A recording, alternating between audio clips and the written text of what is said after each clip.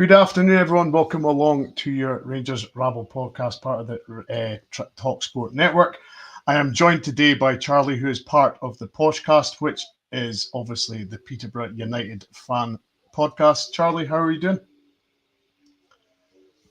Oh, I'm good, thank you. Thank you for having me on. Yeah, bad start.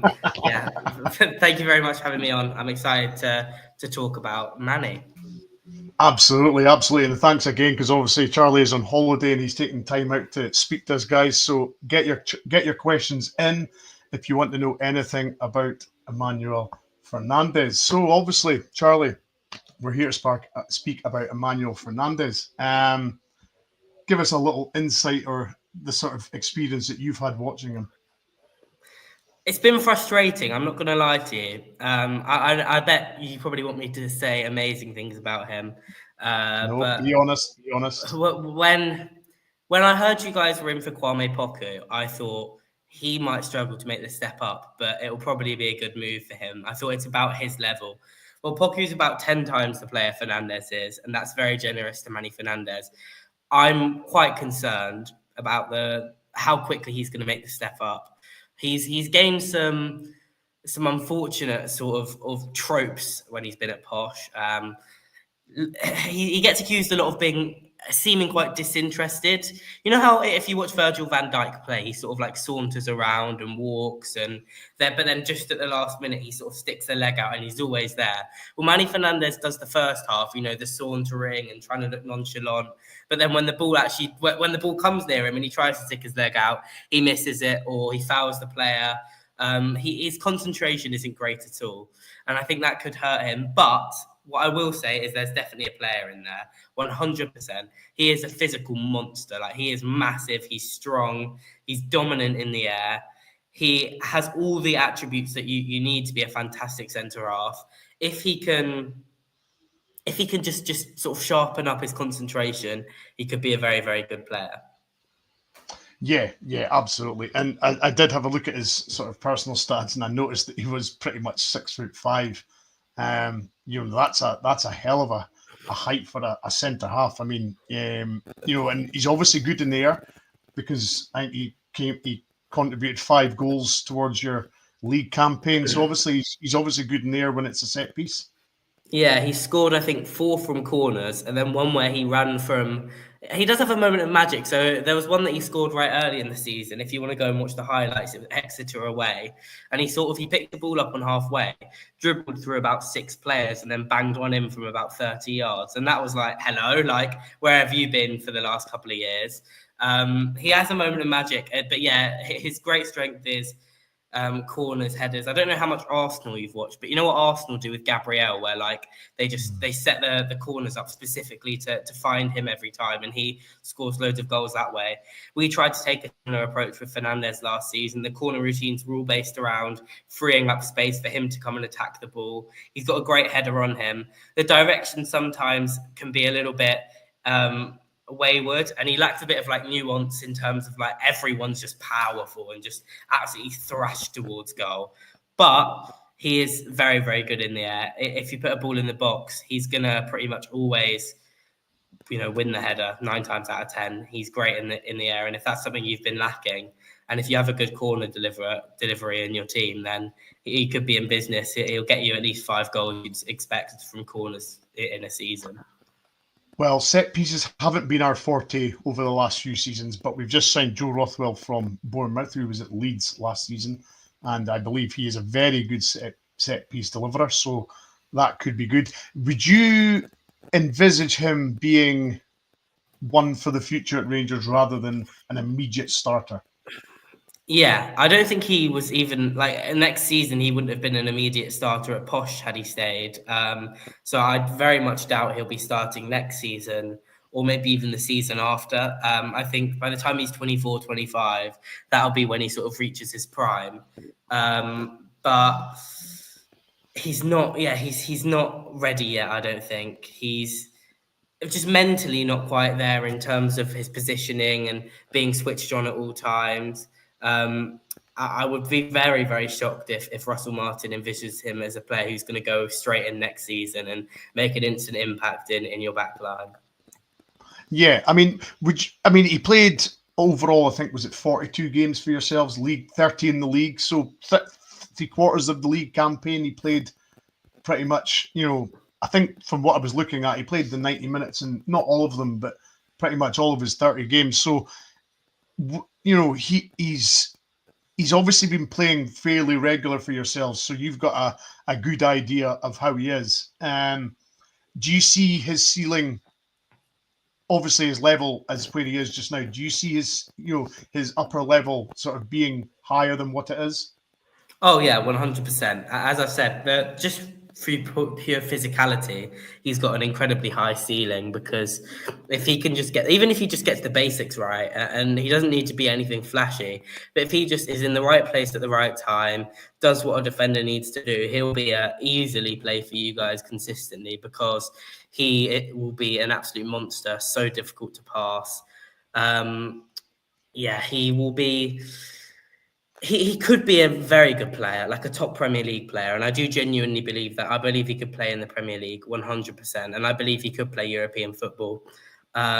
He's got decent ball playing potential, which is obviously something that Russell Martin will be very interested in, given the way that he sort of manages his teams. He can move the ball around, but then again, he's error prone. But if he just cuts out the errors, and he cuts out sort of the silliness, I guess is the right way to call it, the silliness out of his game, then you never know. He might be okay. Absolutely. And you're kind of getting it from your own guys today. They're surprised you're alive. They're surprised you're alive. Of course, Charlie has just landed in Portugal and he's on a week's holiday, so it's much appreciated that he's gave his time up to do this. There's a couple of questions just come in, Charlie, if you don't mind. Alan's asking, does he suit a back three or a back four best? I think it depends what he's got around him. If he has two very solid, good communicators, good ball players to his left and right, he'll be massive in the middle of a back three, because he can literally just win headers, and the other centre-backs can sort of make up for his weaknesses in his game.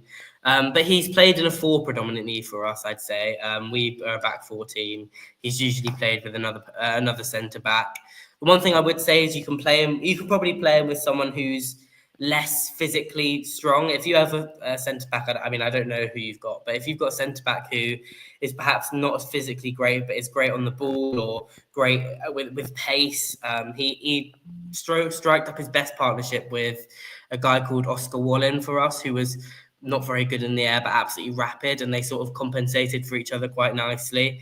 If you have a partner that can sort of play to his weaknesses, and let him just do what he's good at, which is just be physical, aerial, battling one-on-one with a striker, then he'll be fine in either system. I'd say probably in an ideal world, you play him in the middle of a back three with two sort of more experienced heads either side of him, and just let him sort of be the sweeper in behind. But I think he probably could play either, and he's used to playing in a back four more than a three. Cool. Excellent. Paul's asking, were the Posh fans expecting too much from him? It's a good question. I think I have a lot of sympathy for him. I think he was thrown from a position where he was very rarely playing. Like, he would play in a couple of the EFL trophies. Other than that, not really at all. Into being a starting centre-back within one summer. I think that was just a result of poor transfer play from us. I don't think that he's at fault for that. He was thrown in too early, as were a lot of our young players last season. So I do feel for him, because we were told that with the squad we had last season, we were going to be challenging for the title and challenging for top two. And realistically, so maybe we were expecting too much, but also when we realised that he was, we were just going to be a mid-table to low mid-table League One side last season, he was still a bit frustrating at times. Yeah, absolutely. As far as potentially Rangers playing in Europe, is Europe even? You were saying you were surprised that you made the move Rangers sort of made the offer to him to take him. Is Europe a little bit of a stretch this season for him? I don't know. I think Actually, one of the weird things about Fernandez and what makes me think he might actually be okay with you guys is that he has his best games usually in the big games. So when we played against Birmingham at Wembley in the trophy final, that was probably his best ever performance for us. He was absolutely unbelievable. We won 2-0, kept a clean sheet. He played the entire game pretty much until I think he got injured. So it's hard to say whether he'll step up to European football. But yeah, when the pressure's high, it tends to mean that he's best. The ones where he struggles is when it's sort of a smaller game, there's not much of an atmosphere, his concentration sort of dwindles a little bit, and all of a sudden he's being pressed by a striker and he gets tackled, or the ball's coming at him and he's out of position. That's when he really struggles, which makes me think, when you guys are playing away at lesser teams in your league, that could be when you see the worst of Emmanuel Fernandez. But on the big stage, he's generally been pretty reliable for us. So European football, he may be okay. Absolutely. Ian's putting a question as well. Bryan, Charlie, what's the reported fee of this transfer? What have the fans been told down there? So I think the fee number that's going around, and this is very much rumoured. There's no, I think, official communication about this, but we've heard 3.5 million as an initial transfer fee, which would be an incredible fee for us, like absolutely unbelievable. Considering some of the talent we've let go in the last couple of years for much less than that, 3.5 million for Emmanuel Fernandez feels like an absolute bargain from our part. I think we'll have a lot of add-ons attached to him. That's what we generally do. So if he does smash it for you, we'll have a significant sell-on you'd expect. We'll have a lot of performance-related bonuses. So, when he gets 10 clean sheets as a starter, we'll get something. And when he, plays 50 games for you, we'll get something. We tend to do that a lot with deals. We're very much an add-ons based club. A lot of clubs just like their money up front. We are more than happy to sort of delay it. But yeah, 3.5 million is the fee that we've heard. I don't know whether that's, as Paul's just said there, I don't know whether that is potentially including add-ons, whether it's a deal capped at 3.5 million, but that's the figure that's been pushed around. Yeah, I would, if he's valued at 350,000 on transfer market, that is obviously a random, you take that with the faith that it's meant to be in. You would think that the 3.5 mil is the sort of top ceiling with add-ons, appearances, winning the league, for example, winning cups. So it's, I think, like you're saying, I would suggest that the 3.5 mil is the top ceiling, including all add-ons. Would you say that's a fair assessment? Yeah, I think, well, if we've got a sell-on clause included in that, yeah, that's probably fair. Realistically, you guys are taking a big risk by spending even 7 figures on him, I'd say. So if we get 3.5 million from Emmanuel Fernandez in the next sort of 2 years, considering that he has not been in any way a world beater when he's played for us at all, we will be very happy for that. As I've said, we have sold much better players for considerably less money over the last 2 years. That'll be an incredible deal for us. And obviously, if he does hit all those heights to take the deal to 3.5 million and he's scoring loads of goals and keeping clean sheets and you guys are winning trophies with him in the team, then you're not going to be complaining, are you? No, not at all. Not at all. Now, this is a long-standing sort of joke between the comment I'm bringing up and Martin, that runs a podcast. Charles, thank you very much for your super chat. Thank you very much. Charlie, tell Martin in the background to get it up himself. Well, I'm not going to say the rest, but it's a long-standing joke between Charles and Martin. I'll leave it at that, but that is it. So, just quickly to finish off things, you spoke briefly about Pokue. Were you surprised he chose QPR ahead of Rangers? Yeah, I'm very glad he did. Not because I don't like you guys, but just because the compensation we've received from QPR has been a lot more than we would have from you because of the sort of domestic transfer rules in compared to when he goes across the border. But I think it's a terrible move for his career. I'm going to be honest. I do not see why he'd choose to go to a club like QPR over sort of a club that are an absolute giant, realistically, in Rangers. I don't get it. at all. I think. Listen, he's probably got a lot of money there. You'd have to expect, and his agent obviously feels that it's the right place for him to be. And they have been very ambitious. That's one thing I would say. QPR is the signings they've made, Pokue and others, show real ambition of really going for it this season. So maybe he's been promised that, you know, in the next 3 years the club will be in the Premier League. That's their ambition. And then it's a different story, because the Premier League move probably is more attractive than Rangers at the minute, just because of the pure money involved in it. But yeah, Poku, I thought it was a weird one. I honestly thought the deal was going to get done. I mean, I think I went on a different Rangers podcast and spoke about Kwame Poku. I really thought it was going to get done. It didn't happen sometimes. And yeah, it's worked out really well for us because of obviously the increased compensation. Are you guys at Posh feeling confident in the season ahead? It depends how we reinvest this money that we've got in now. You know, we sold 2 big players this week, obviously Fernandez being one, and Malik Mothersill, who's another one of our talents, who we sold to Stockport of all places, which is a bit concerning. But supposedly we've raked in around, you know, a good few £1 million for those transfer deals. If we reinvest it, then I feel pretty good, and I'm definitely there's a good vibe around the club this season. You know, the manager and the owner in interviews are very relaxed and very happy. The players seem very relaxed. We've got what we haven't had for a good season, which is a really good captain this season. We've brought in a player who we had on loan towards the tail end of last season, really experienced head who's going to be club captain. We've lacked that sort of strong leader for a while, so that could help. I think it'll be fine. I think it will be fine this season. I don't think it's going to be a special season, but if we stay in League One and we stabilise, then hopefully next summer we can give it an even better go and see how it goes from there. Absolutely. Well, Charlie, thank you very much for coming on and taking time out of your holiday. Charlie is from Up the Poshcast, which is the Peterborough United's fan podcast. So, Charlie, thank you very much. No worries. Have a good rest of your show. Thank you very much, and good luck to Peterborough and the rest of the season. Thanks. Good luck to you guys too. Okay, thank you, Charlie. Cheers. Thank you. So, and I'll bring in our very own Alan, who has joined us now. Alan, how are you doing?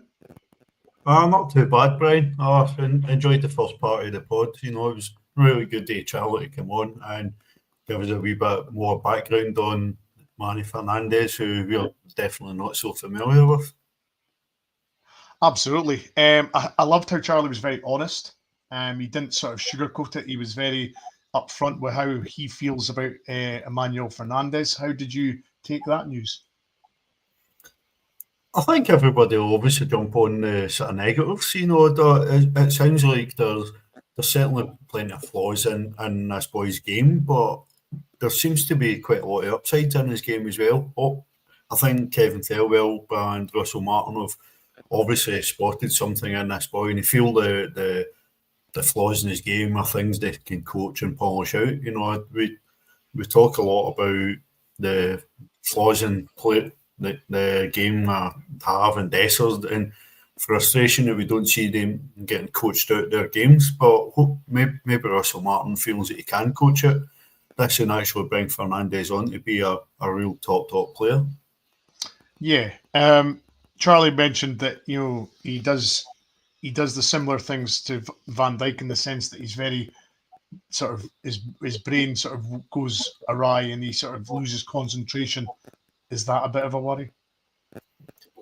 It's always a bit of a worry, given our defence shouldn't be under massive pressure and, you know, shouldn't be asked to do a huge amount of defending. You know, it's always something, particularly you speak about our goalkeepers, but that is one of the things I think that I'm saying Russell Martin must be confident he can kind of coach out his game. You know, he's certainly going to have a lot more pressure playing for Rangers than he was playing for Peterborough. So be very interesting if that maybe sharpens his mindset a wee bit. Sometimes you put a bit more pressure on people and it does sharpen their focus, and I'd very much like to think that's going to be a case here. Absolutely.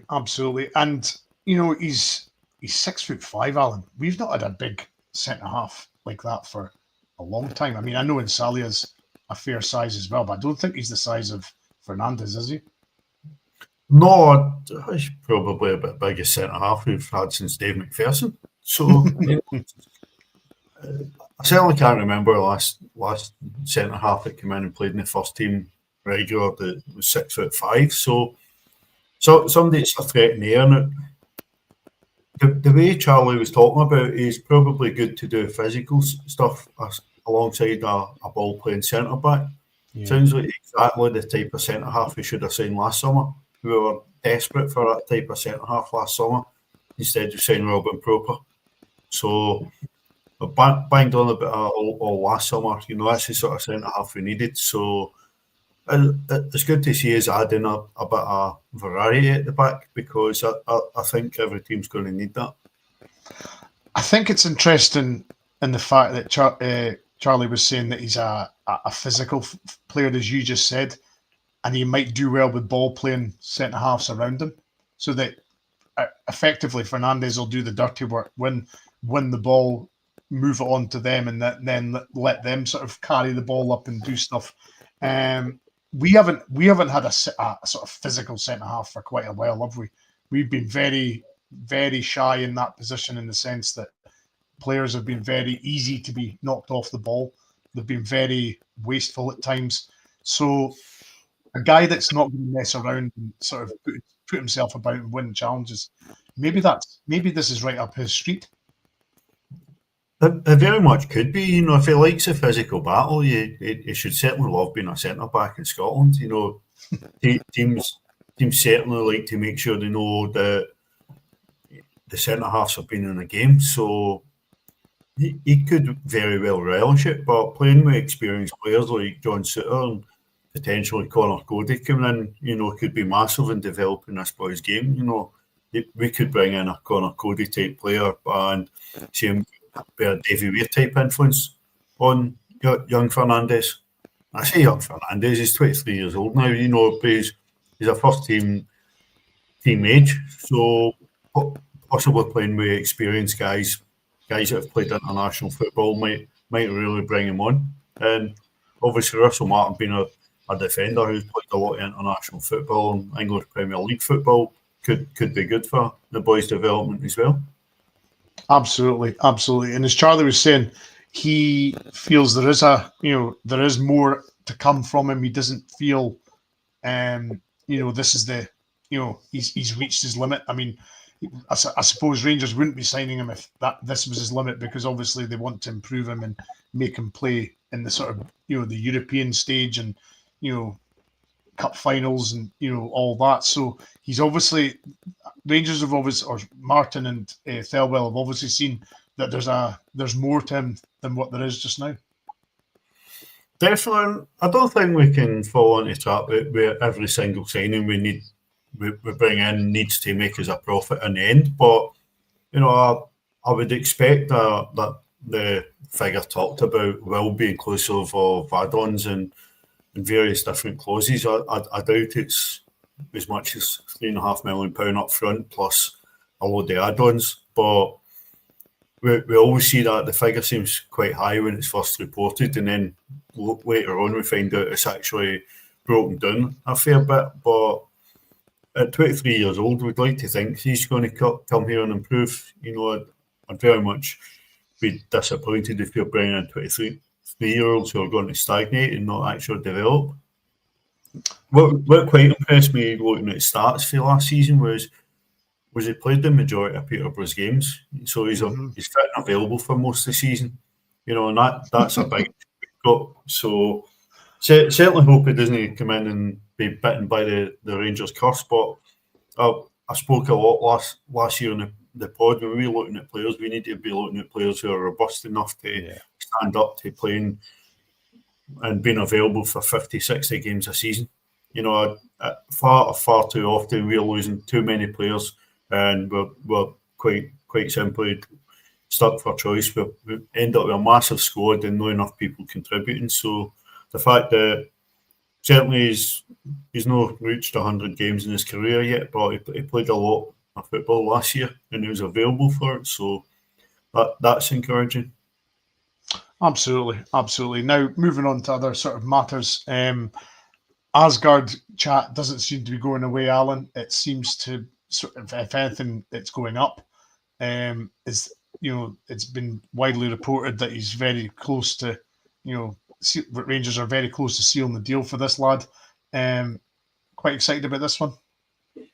Yeah, it seems to be very, very highly rated. I think he would have probably stayed at looking at that had they not went down, but they're obviously looking to recoup a bit of money, and he's broke into the Norwegian international team last season, and I think he'll be feeling a wee bit of pressure not to be going down and dropping into League One to play his football. So we're getting a player definitely on the upside, a young career. So very excited to see what this boy's about. I've not heard of him until the speculation started, but looks like it might be close enough. He could be signed before Sunday, but I think at this point, anybody that is signed before Sunday from here will simply be paraded at half-time or before the game. I think Fernandez, Rothwell, Arns, Cameron, they might all see some game time on the park on Sunday, but I'd hope there'll be at least one or two more getting paraded at the game. Absolutely. I mean, there's wide suggestions that it could even be as early as today. So we do like signing guys on a Friday. It's happened before. I mean, look at the time. The last time we signed somebody, it was after 9:00 at night. They released the news. I think it was 9:15. We got the announcement about Emmanuel Fernandez. So yeah. The talk was that Asgard and Cody might be in the door by tonight, but we'll see. It's a lot of speculation from a lot of people who are at various levels in the know, but I think it's been brilliant. The club seem far more tight-lipped. There's far less getting out, and the Emmanuel Fernandez deal seemed to come from nowhere, and all of a sudden he's done. We've got a scarf pick, and even the Joe Rothwell deal, that was kept quiet. Obviously been worked on for a wee bit. But Sounday's interview, club had been talking to him before Russell Martin was confirmed. So club's obviously been busy and working behind the scenes. And I'm really happy to see that it's not getting leaked out and we're not getting talked about with all the players that we're bringing in for months and months before they come in. Yeah, I think that's absolutely true, Alan. I think obviously with the takeover that happened early June, I think people were envisaging things to happen straight away. But obviously with the EGM happening later in the month in June, I think everything had to sort of be put on hold until that was finished, once that was confirmed. And I think now you're seeing the fruits of all the work that's been done previous. You're now seeing guys getting signed. And I'm loving the fact, Alan, that nobody is getting a sniff of anything until it's signed, sealed, and done, isn't it? It's back to the old days of Rangers signing policy, isn't it? Oh, listen, it's how most of us grew up. But we didn't know about these deals until they were done. And it was, you wake up one morning, you pick up the paper. Oh, brilliant! We've signed somebody. And all right, it's obviously much more instant these days with the internet and social media, but it's certainly great to see. Absolutely. And Wolf has put a nice, good question in. Bryan, thoughts on the new training gear? I'm reserving judgment till I see it. I always say this. I always reserve judgment till I see it in the flesh. I'm on the face of it, though, pictures-wise, I'm not too impressed with it. It doesn't look training gear-esque to me. It looks, I don't know, Alan. I'm not taken to it initially with the pictures. I don't know about you. No, I think it's absolutely honking. It looks like sort of a cheap, nasty training gear you'd have got 30 or 40 years ago, and my bank balance is singing hallelujah. Seen those pictures because I think, like yourself, I've spent, and like Wilf does as well, I've spent enough on training gear and casual wear. So that is very much a must do better by Castor / Umbro, because that training range at or travel range or whatever he's badged it is absolutely honking. Yeah. I think I don't mind the Umbro, but I just think the badge it's just far too big. I think if the badge was smaller, I think it would look a little bit better. I think the badge is it's far too dominant on that design, I feel. Definitely. I think it's far too in your face, and it's not a snobbiness of Umbro. I mean, when we last had Umbro kits, I think a lot of kits were absolutely banging.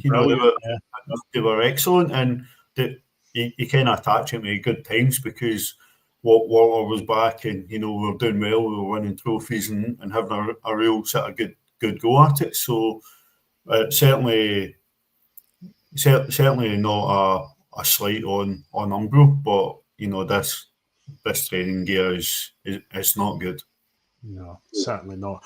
And Blue Fox, thank you very much for the super chat. Thank you, much appreciated. He's worried about the lack of outgoings. I think I said this on one of the afternoon pods recently, Alan. It's all very well saying you're not wanting somebody, but getting rid of them's another, isn't it? It's getting somebody that's willing to either take on the wages or negotiate a slightly less wage. I mean, for example, Matondo. Now, any suitors looking at Matondo instantly look at his wage and go, wow, they're going to have to either take on that wage or increase his wage. So I think a lot of the guys, I'm right, and I agree with Blue Fox.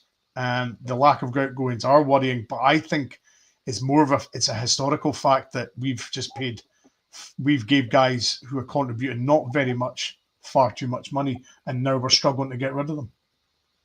Oh, listen, that's been the case for a long time, and there's a list of players there that would like to move on, but somebody has to come in and make us an offer to take these players. And for a lot of these guys, I don't think would be massively difficult to deal with. I think Rabbi Matondo's entering the last year of his deal, so I think to get him off the wage bill, I don't think the club would look for a great deal. Whereas you look at Cifuentes, I almost forgot his name there. We'd agreed a price with Aris and then they try and renege on it. Looks like KAK are trying to play hardball after initially looking like they might have agreed a fee for Cyril Dessers. Mm-hmm. We're no Birmingham come back in for Dowell and Davies, who done well down there, but obviously Birmingham stepped up a level. Where they feel the players will add value to their squad in the Championship remains to be seen. But we need to make sure that the guys are still included. We brought Sam Lammers back last summer for loan and hunted him into reserves. That's no way of trying to get any sort of value for players. And we gave players away last year. Yeah. If players are here, they need to be training, they need to be ready to be involved. Where now we want to move on guys like Cifuentes, Davies, Dowell, if they're here, they need to be fit, they need to be available and they need to be contributing, because in less than 3 weeks, I think we've got Panathinaikos and we must win that tie. Yeah, absolutely. Couple of questions here. Ian White, any word on the Red Bull sponsorship? I've not heard anything. Alan, it's been very quiet on that front, hasn't it? I believe it's been spoke about. I was told that there's discussions ongoing regarding an energy drink sponsorship.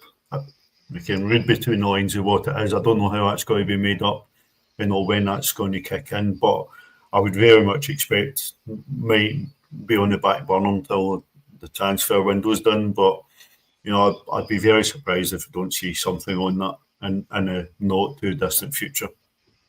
Yeah, absolutely. And I think as well, there's obviously the fact that the manager is just in. He wants to look at all the players, Alan. He doesn't necessarily want to get rid of anybody if he sees something in any of them that he feels he can get a tune out of. I'd be amazed if he does, because we've all seen enough of all the players that are, as we regard surplus to requirements. So it's going to be a hard sell for Martin to get anything out of these guys, isn't it? That'll be a very hard road back. Rangers fans are very sort of decisive when we've made up a mind on a player. It's very hard to turn that around. Yeah. There are players over the course of your history who have won over fans after a really tough start. It's a clean slate, and it's not just a new head coach and Russell Martin, but there's a new feel good factor about the club. With the American investors coming in, and taking over. There's a positivity about the club. It's probably not been there since Steven Gerrard won the league. So I think the club's moving in the right direction. It might just be a better environment for some of these players to actually go and make a difference. Absolutely. So, folks, we'll call it a day there. That is the Afternoon Rabble special. Today we had Charlie from the Up the Poshcast on from the Peterborough Uniteds, giving us the lowdown on Emmanuel Fernandez. I think you could say, Alan, that it was an overall, he was surprised, and obviously Fernandez is going to have to do an awful lot of work to sort of up his game, isn't he? Because Charlie was very much of the opinion that there's something in there, there's a player in there, but he needs to concentrate more and just do better. Yeah, but listen, I think that's going to be a case for anybody we bring in. We're going to have to look at enhancing the sort of plus points and work on the weak points. So I think the same will be said for Lyle Cameron. He done very, very well at Dundee, but he's going to have to step up his levels as well. Mm-hmm. Connor Barn, had impressed for Aberdeen. He had to step up his levels coming in, and we need to be bringing players into Rangers, wherever he come from, where we're signing for Barcelona's youth setup, or where we're signing for Peterborough, or where we're signing for Walsall, or wherever. We need players to come to Rangers and look to step up. They have to be better. They have to be shown as the best they've ever shown in their career, because second best, I'm sick of it. We need to bring players in that changes that. Absolutely. And this is the perfect question, Alan. It's came from Paul, because I've noticed the shirt in the background. So it's a very pertinent question. Your thoughts on Chelsea Cornet's new club? Obviously, Chelsea decided to leave the club in the summer. She landed at Birmingham City. Thoughts? It's a very, very competitive league, the Championship. I thought Chelsea might go straight to WSL, to be honest. I think she's good enough. She's established herself in the Scotland setup. But that Championship has got to be ferociously competitive. Palace will want to go straight back up. Birmingham lost out in the last game of the season on winning the league and promotion. Newcastle are going to have a proper go their second season of the Championship. And there's obviously a lot of players at Rangers.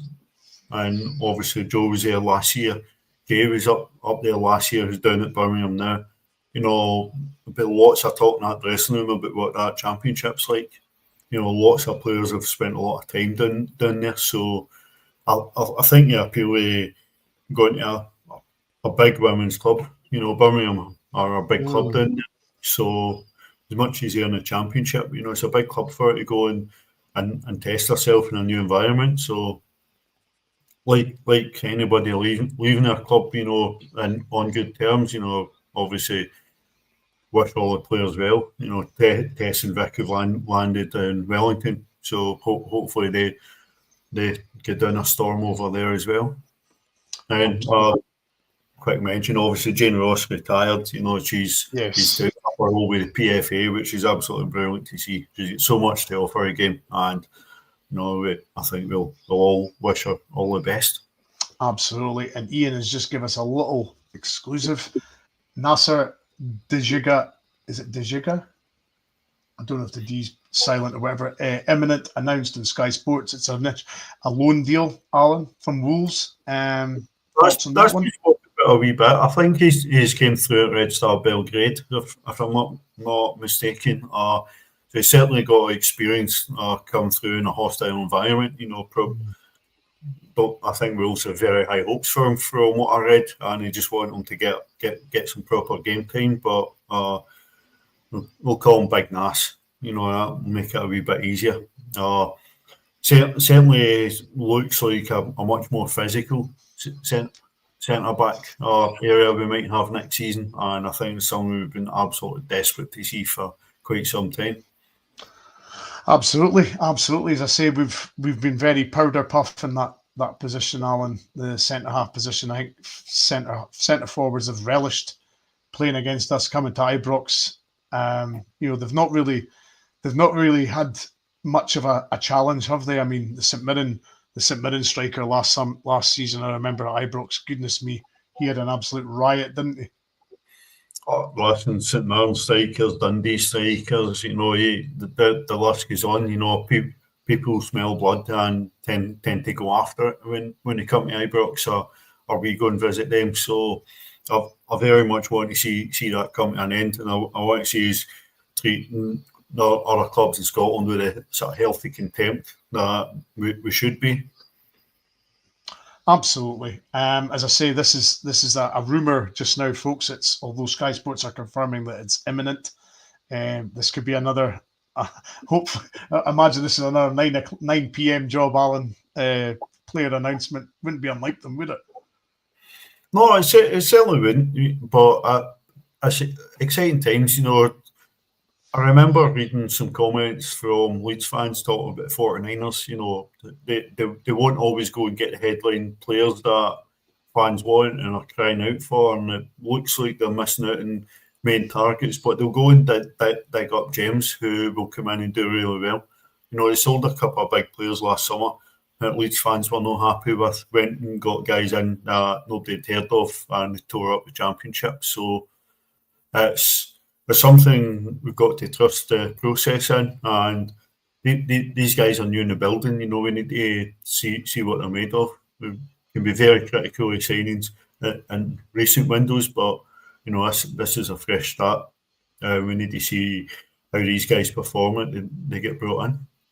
Absolutely, and as I said yesterday, keep calm and trust the process. You've just got to trust that the 49ers group and Thirlwell and the new chairman and vice chairman are going to do things the way they want. And I don't think they're going to take sort of any notice of what fans are positive about or negative about. They'll do it their way. They're going to take their experience from Leeds into Rangers and do things the way they see fit. But Alan, thank you very much for joining me this afternoon. No, always a pleasure, Bryan. Absolutely. And thank you again to Charlie from Up the Poshcast from the Peterborough United fan podcast. He took time out of his holiday to come on, so thank you very much. Much appreciated. Thank you to everybody in the comments. Keep your eyes peeled for today. We might have a breaking pod on the new signing from Wolves. We'll just have to wait and see. As somebody was saying earlier, it's a Wednesday or a Friday. I think it was Scott that was saying that. So, keep your eyes peeled. There might be a wee breaking news podcast later on. We'll just have to wait and see. But thank you very much, folks. Enjoy the rest of your Friday. Have a cracking weekend, and we'll speak very, very soon.